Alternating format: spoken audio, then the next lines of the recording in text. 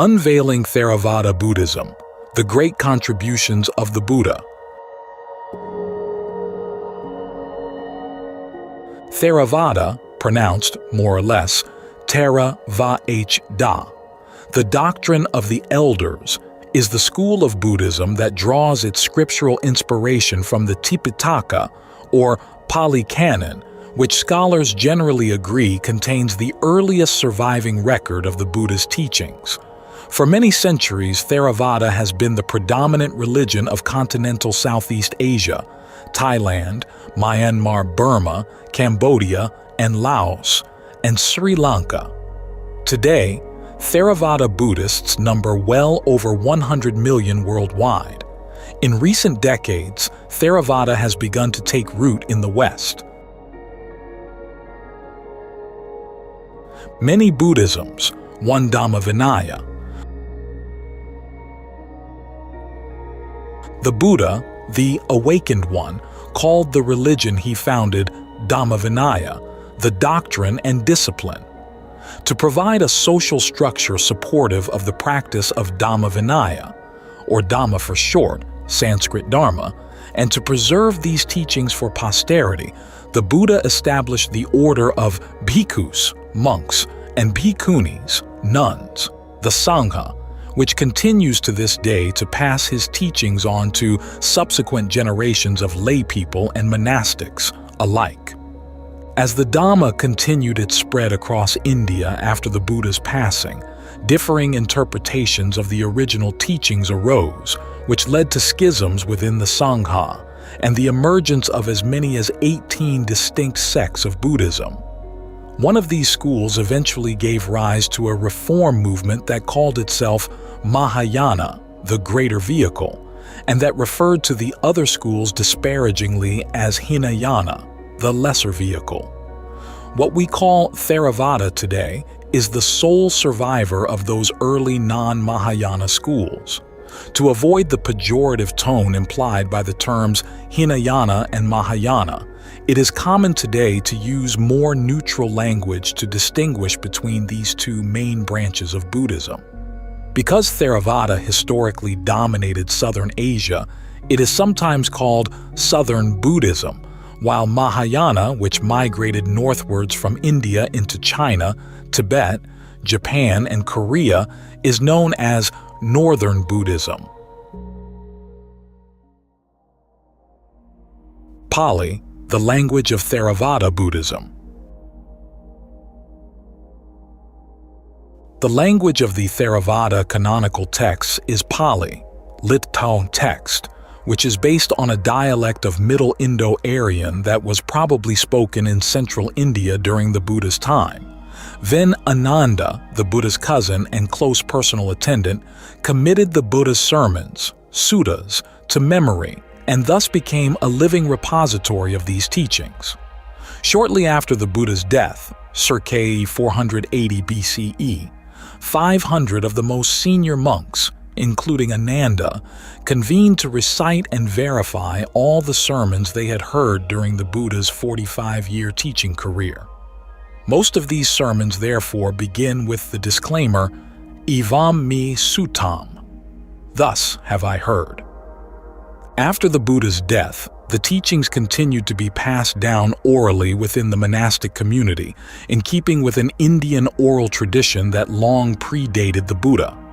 By 250 BCE, the Sangha had systematically arranged and compiled these teachings into three divisions: the Vinaya Piṭaka, the basket of discipline, the texts concerning the rules and customs of the Sangha; the Sutta Piṭaka, the basket of discourses, the sermons and utterances by the Buddha and his close disciples; and the Abhidhamma Piṭaka, the basket of special higher doctrine, a detailed psycho-philosophical analysis of the Dhamma. Together, these three are known as the Tipiṭaka, the three baskets. In the 3rd century BCE, Sri Lankan monks began compiling a series of exhaustive commentaries to the Tipiṭaka. These were subsequently collated and translated into Pali beginning in the 5th century CE. The Tipiṭaka, plus the post-canonical texts, commentaries, chronicles, etc., together constitute the complete body of classical Theravada literature. Pali was originally a spoken language with no alphabet of its own. It wasn't until about 100 BCE that the Tipiṭaka was first fixed in writing by Sri Lankan scribe monks, who wrote the Pali phonetically in a form of early Brahmi script. Since then, the Tipiṭaka has been transliterated into many different scripts: Devanagari, Thai, Burmese, Roman, Cyrillic, to name a few.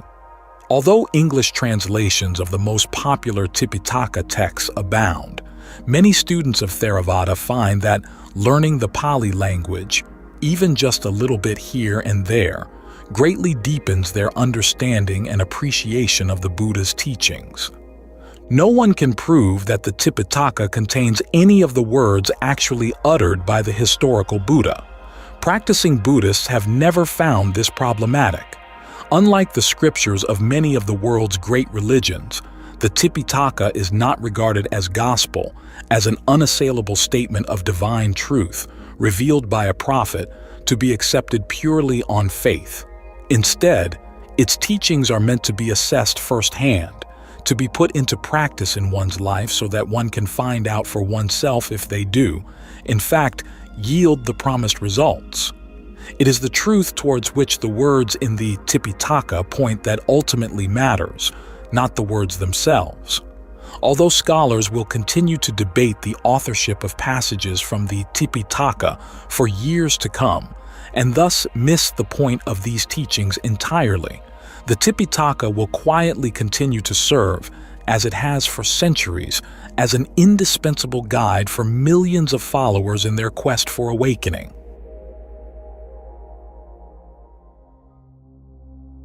A brief summary of the Buddha's teachings. The Four Noble Truths. Shortly after his awakening, the Buddha delivered his first sermon, in which he laid out the essential framework upon which all his later teachings were based. This framework consists of the Four Noble Truths, four fundamental principles of nature, Dhamma, that emerge from the Buddha's radically honest and penetrating assessment of the human condition. He taught these truths not as metaphysical theories or as articles of faith, but as categories by which we should frame our direct experience in a way that conduces to awakening. Dukkha, suffering, unsatisfactoriness, discontent, stress. The cause of dukkha. The cause of this dissatisfaction is craving, tanha, for sensuality, for states of becoming and states of no becoming. The cessation of dukkha, the relinquishment of that craving. The path of practice leading to the cessation of dukkha, the Noble Eightfold Path of right view, right resolve, right speech, right action, right livelihood, right effort, right mindfulness, and right concentration. Because of our ignorance, avidya, of these noble truths, because of our inexperience in framing the world in their terms, we remain bound to samsara, the wearisome cycle of birth, aging, illness, death, and rebirth. Craving propels this process onward, from one moment to the next and over the course of countless lifetimes, in accordance with kama, scat karma, the universal law of cause and effect. According to this immutable law, every action that one performs in the present moment, whether by body, speech, or mind itself, eventually bears fruit according to its skillfulness. Act in unskillful and harmful ways and unhappiness is bound to follow. Act skillfully and happiness will ultimately ensue. As long as one remains ignorant of this principle, one is doomed to an aimless existence, happy one moment, in despair the next, enjoying one lifetime in heaven, the next in hell. The Buddha discovered that gaining release from samsara requires assigning to each of the noble truths a specific task. The first noble truth is to be comprehended, the second abandoned, the third realized, the fourth developed. The full realization of the third noble truth paves the way for awakening, the end of ignorance, craving, suffering, and karma itself, the direct penetration to the transcendent freedom and supreme happiness that stands as the final goal of all the Buddha's teachings, the unconditioned, the deathless, unbinding, Nibbāna, Nirvana. The Eightfold Path and the practice of Dhamma. Because the roots of ignorance are so intimately entwined with the fabric of the psyche, the unawakened mind is capable of deceiving itself with breathtaking ingenuity. The solution, therefore, requires more than simply being kind, loving, and mindful in the present moment. The practitioner must equip him or herself with the expertise to use a range of tools to outwit, outlast, and eventually uproot the mind's unskillful tendencies. For example, the practice of generosity, dana, erodes the heart's habitual tendencies towards craving and teaches valuable lessons about the motivations behind and the results of skillful action. The practice of virtue, sīla, guards one against straying wildly off course and into harm's way. The cultivation of goodwill, metta, helps to undermine anger's seductive grasp. The 10 recollections offer ways to alleviate doubt, bear physical pain with composure, maintain a healthy sense of self-respect, overcome laziness and complacency, and restrain oneself from unbridled lust. And there are many more skills to learn. The good qualities that emerge and mature from these practices not only smooth the way for the journey to Nibbāna. Over time, they have the effect of transforming the practitioner into a more generous, loving, compassionate, peaceful, and clear-headed member of society. The individual's sincere pursuit of awakening is thus a priceless and timely gift to a world in desperate need of help. Discernment, paññā. The Eightfold Path is best understood as a collection of personal qualities to be developed, rather than as a sequence of steps along a linear path. The development of right view and right resolve, the factors classically identified with wisdom and discernment, facilitates the development of right speech, action, and livelihood, the factors identified with virtue. As virtue develops, so do the factors identified with concentration, right effort, mindfulness, and concentration. Likewise, as concentration matures, discernment evolves to a still deeper level. And so the process unfolds. Development of one factor fosters development of the next, lifting the practitioner in an upward spiral of spiritual maturity that eventually culminates in awakening. The long journey to awakening begins in earnest with the first tentative stirrings of right view, the discernment by which one recognizes the validity of the Four Noble Truths and the principle of karma. One begins to see that one's future well-being is neither predestined by fate nor left to the whims of a divine being or random chance. The responsibility for one's happiness rests squarely on one's own shoulders. Seeing this, one's spiritual aims become suddenly clear, to relinquish the habitual unskillful tendencies of the mind in favor of skillful ones. As this right resolve grows stronger, so does the heartfelt desire to live a morally upright life, to choose one's actions with care. At this point, many followers make the inward commitment to take the Buddha's teachings to heart, to become Buddhist, through the act of taking refuge in the Triple Gem. The Buddha, both the historical Buddha and one's own innate potential for awakening. The Dhamma, both the Buddha's teachings and the ultimate truth towards which they point. And the Sangha, both the unbroken monastic lineage that has preserved the teachings since the Buddha's day, and all those who have achieved at least some degree of awakening.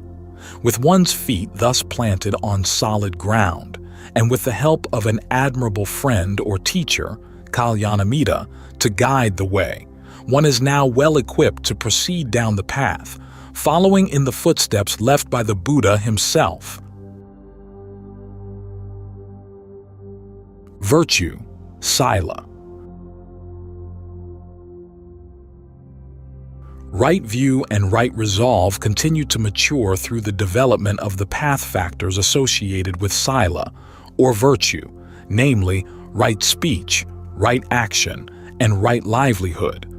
These are condensed into a very practical form in the 5 precepts, the basic code of ethical conduct to which every practicing Buddhist subscribes: refraining from killing, stealing, sexual misconduct, lying, and using intoxicants. Even the monks' complex code of 227 rules and the nuns' 311 ultimately have these 5 basic precepts at their core. Concentration, samādhi. Having gained a foothold in the purification of one's outward behavior through the practice of sīla, the essential groundwork has been laid for delving into the most subtle and transformative aspect of the path: meditation and the development of samādhi, or concentration. This is spelled out in detail in the final 3 path factors: right effort, by which one learns how to favor skillful qualities of mind over unskillful ones; right mindfulness, by which one learns to keep one's attention continually grounded in the present moment of experience; and right concentration, by which one learns to immerse the mind so thoroughly and unwaveringly in its meditation object that it enters jhana, a series of progressively deeper states of mental and physical tranquility. Right mindfulness and right concentration are developed in tandem through satipatthana, frames of reference or foundations of mindfulness, a systematic approach to meditation practice that embraces a wide range of skills and techniques. Of these practices, mindfulness of the body, especially mindfulness of breathing, is particularly effective at bringing into balance the twin qualities of tranquility, samatha, and insight, vipassana, or clear seeing. Through persistent practice, the meditator becomes more adept at bringing the combined powers of samatha vipassana to bear in an exploration of the fundamental nature of mind and body. As the meditator masters the ability to frame his immediate experience in terms of anicca, inconstancy, dukkha, and anatta, not self, even the subtlest manifestations of these 3 characteristics of experience are brought into exquisitely sharp focus. At the same time, the root cause of dukkha, craving, is relentlessly exposed to the light of awareness. Eventually, craving is left with no place to hide. The entire karmic process that fabricates dukkha unravels. The Eightfold Path reaches its noble climax, and the meditator gains, at long last, his or her first unmistakable glimpse of the unconditioned, Nibbāna. Awakening. This first enlightenment experience, known as stream entry, sotapadhi, is the first of 4 progressive stages of awakening, each of which entails the irreversible shedding or weakening of several fetters, samyojana, the manifestations of ignorance that bind a person to the cycle of birth and death. Stream entry marks an unprecedented and radical turning point, both in the practitioner's current life and in the entirety of his or her long journey in samsara. For it is at this point that any lingering doubts about the truth of the Buddha's teachings disappear. It is at this point that any belief in the purifying efficacy of rites and rituals evaporates. And it is at this point that the long-cherished notion of an abiding personal self falls away. The stream enterer is said to be assured of no more than 7 future rebirths, all of them favorable, before eventually attaining full awakening. But full awakening is still a long way off. As the practitioner presses on with renewed diligence, he or she passes through 2 more significant landmarks. Once returning, sakadagati, which is accompanied by the weakening of the fetters of sensual desire and ill will, and non-returning, agati, in which these two fetters are uprooted altogether. The final stage of awakening, arahata, occurs when even the most refined and subtle levels of craving and conceit are irrevocably extinguished. At this point, the practitioner, now an arahant or worthy one, arrives at the end point of the Buddha's teaching. With ignorance, suffering, stress, and rebirth having all come to their end, the arahant at last can utter the victory cry first proclaimed by the Buddha upon his awakening. Birth is ended, the holy life fulfilled, the task done. There is nothing further for the sake of this world. Men 36. The arahant lives out the remainder of his or her life inwardly enjoying the bliss of Nibbāna, secure at last from the possibility of any future rebirth. When the arahant's eons-long trail of past karma eventually unwinds to its end, the arahant dies, and he or she enters into parinibbāna, total unbinding. Although language utterly fails at describing this extraordinary event, the Buddha likened it to what happens when a fire finally burns up all its fuel. The serious pursuit of happiness. Buddhism is sometimes naively criticized as a negative or pessimistic religion and philosophy. Surely life is not all misery and disappointment. It offers many kinds of happiness and sublime joy. Why then this dreary Buddhist obsession with unsatisfactoriness and suffering? The Buddha based his teachings on a frank assessment of our plight as humans. There is unsatisfactoriness and suffering in the world. No one can argue this fact. Dukkha lurks behind even the highest forms of worldly pleasure and joy, for sooner or later, as surely as night follows day, that happiness must come to an end. Were the Buddha's teachings to stop there, we might indeed regard them as pessimistic and life as utterly hopeless. But like a doctor who prescribes a remedy for an illness, the Buddha offers both a hope, the third noble truth, and a cure, the fourth. The Buddha's teachings thus give cause for unparalleled optimism and joy. The teachings offer as their reward the noblest, truest kind of happiness, and give profound value and meaning to an otherwise grim existence. One modern teacher summed it up well: Buddhism is the serious pursuit of happiness. Theravada comes west. Until the late 19th century, the teachings of Theravada were little known outside of Southern Asia, where they had flourished for some 2½ millennia. In the past century, however, the West has begun to take notice of Theravada's unique spiritual legacy in its teachings of awakening. In recent decades, this interest has swelled, with the monastic sangha from various schools within Theravada establishing dozens of monasteries across Europe and North America. Increasing numbers of lay meditation centers, founded and operated independently of the monastic sangha, strain to meet the demands of lay men and women, Buddhist and otherwise, seeking to learn selected aspects of the Buddha's teachings. The turn of the 21st century presents both opportunities and dangers for Theravada in the West. Will the Buddha's teachings be patiently studied and put into practice, and allowed to establish deep roots in Western soil for the benefit of many generations to come? Will the current popular Western climate of openness and cross-fertilization between spiritual traditions lead to the emergence of a strong new form of Buddhist practice unique to the modern era? Or will it simply lead to confusion and the dilution of these priceless teachings? These are open questions. Only time will tell. Spiritual teachings of every description inundate the media and the marketplace today.